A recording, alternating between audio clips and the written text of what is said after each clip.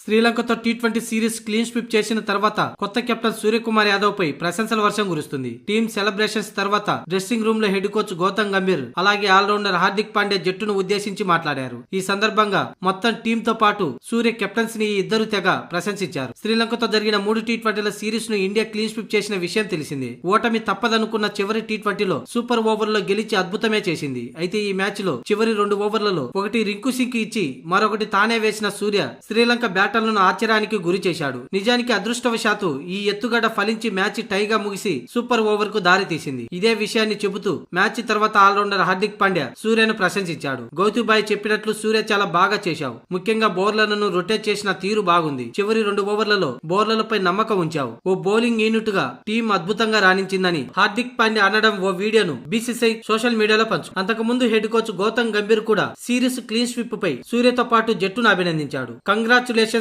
Guys. సూర్య కూడా congratulations, అద్భుతమైన captaincy, bat తోను రాణించాడు. సరిగ్గా నేను చెప్పినట్లే చేశారు. ప్రతి బంతికి పోరాడితేనే ఇలాంటి మ్యాచ్లు మనం చూడగలం. అయితే ఇలాంటి వికెట్లపై మనం ఇంకా మెరుగవాల్సి ఉందని, వికెట్ ను అంచనా వేసి ఎంత స్కోరు మంచిదో ముందే నిర్ణయానికి రావాల్సి ఉంటుందని గంభీర్ అన్నాడు. కాగా శ్రీలంకతో సిరీస్ ప్రారంభానికి ముందు రోహిత్ శర్మ వదిలేసిన టీ20 కెప్టెన్సీ ఎవరికి దక్కుతుందన్న ఆసక్తి నెలకొంది. ఆల్రౌండర్ హార్దిక్ పాండ్యానే దీనికి సరైనోడన్న అభిప్రాయాలు వచ్చాయి. కానీ హెడ్ కోచ్ గౌతమ్ గంభీర్ అలాగే చీఫ్ సెలెక్టర్ అజిత్ అగర్కర్ మాత్రం అనూహ్యంగా సూర్య పేరును తెరపైకి తీసుకొచ్చారు. అతనికి కెప్టెన్సీ అప్పగించారు. మొత్తానికి టీమిండియా పూర్తి స్థాయి కెప్టెన్ గా సూర్య తన మొదటి సిరీస్ నే క్లీన్ స్వీప్ చేసి అదరగొట్టాడు.